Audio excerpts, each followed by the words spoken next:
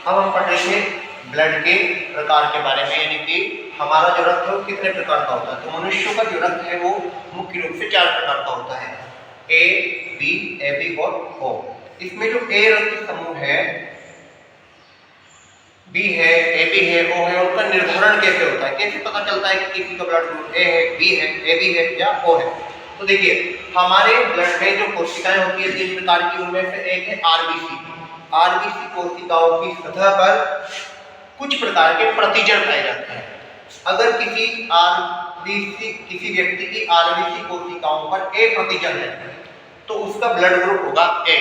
अगर किसी व्यक्ति की आरबीसी कोशिकाओं की सतह पर बी प्रतिजन है तो उसका ब्लड ग्रुप माना जाएगा बी।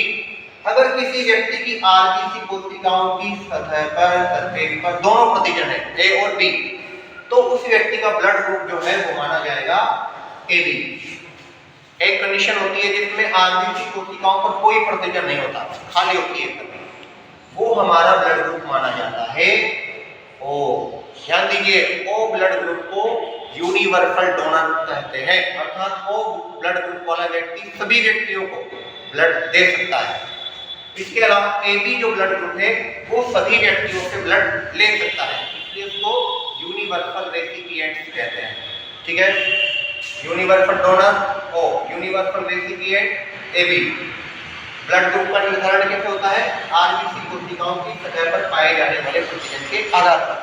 फिर आप कहोगे भाई साहब वो नेगेटिव भी होता है, पॉजिटिव भी होता है, ये कैसे होता है। तो देखिए दुनिया के 85% लोगों की आरबीसी कोशिकाओं की सतह पर एक और प्रतिजन होता है ए और बी के अलावा, उसको बोलते हैं आरएच प्रतिजन। आरएच प्रतिजन जिन लोगों में होता है वो पॉजिटिव ग्रुप वाले कहलाते हैं, जिनमें आरएच प्रतिजन नहीं होता वो नेगेटिव ग्रुप वाले कहलाते हैं। जैसे उदाहरण के लिए देखिए आरएच के साथ में ए है तो वो ए पॉजिटिव कहलाएगा, लेकिन ए अकेला है, आरएच नहीं है, आरएच किसने भगा दिया है तो वो कहलाएगा ए नेगेटिव। लेकिन ए है और ए के साथ में आरएच भी है तो वो कहलाएगा ए पॉजिटिव। तो ये आपने जाना कि ब्लड ग्रुप किस प्रकार बनता है। अब आगे में हम जानेंगे कि ब्लड के कार्य क्या है, फंक्शन ऑफ द ब्लड। तो रक्त के कार्यों की बात करें तो रक्त के कार्यों को हम 2 मुख्य भागों में बांट सकते हैं। 2 मुख्य भाग क्या हुए, एक तो रक्त क्या करता है, वहन का कार्य करता है, मतलब चीजों को, जैसे देश में जो ट्रक होते हैं वो माल को एक जगह से दूसरी जगह ले जाते हैं, ऐसे ही हमारा जो खून है वो शरीर के अंदर जितने भी पदार्थ होते हैं उनको एक जगह से दूसरी जगह ले जाता है। क्या क्या चीजें ले जाता है, देखिए हार्मोन्स को ले जाता है, अर्थात हार्मोन्स को हार्मोन की ग्रंथियों से उठाता है और पूरे शरीर में जहां उन हार्मोन्स की जरूरत है वहां तक ले जाता है। पोषक पदार्थों को वहन करता है, अर्थात हमारी आंतों से पोषक पदार्थों को लेकर पूरे शरीर की कोशिकाओं तक पहुंचाता है, पूरे शरीर की कोशिकाओं तक खाना पहुंचाता है।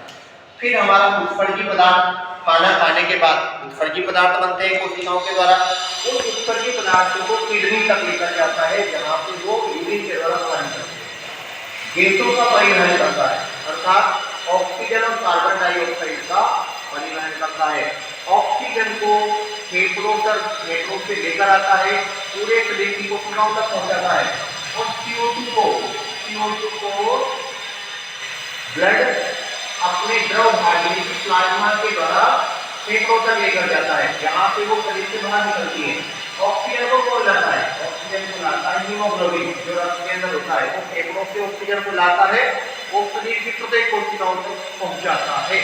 तो आपने जाना कि रक्त का पहला कार्य हो गया अपना वहन, अर्थात 4 चीजों को एक जगह से दूसरी जगह पर ले जाता है। कौन कौन सी चीजें हैं, हार्मोन, पोषक पदार्थ, उत्सर्जी पदार्थ और गैसें।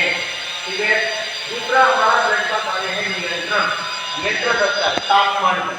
हमारे शरीर का तापमान 35 डिग्री सेंटीग्रेड रहता है, तो तापमान को नियंत्रित करने का कार्य करता है हमारा ब्लड।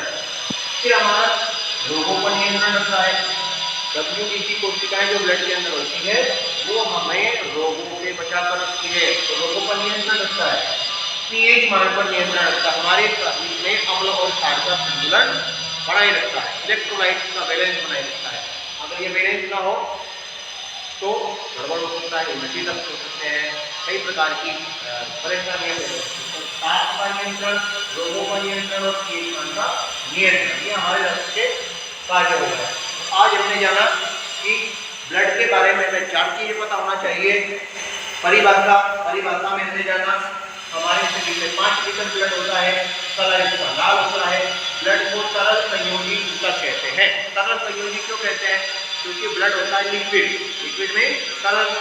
तो संयोजी ऊतक का मतलब है जो ऊतक अलग अलग प्रकार की कोशिकाओं से बना हो, उसे हम संयोजी ऊतक कहते हैं। जैसे हमारा ब्लड है, ब्लड में कई प्रकार की कोशिकाएं होती है, इसलिए क्या हो गया? संयोजी ऊतक। तो शरीर का एकमात्र तरल संयोजी ऊतक होता है ब्लड।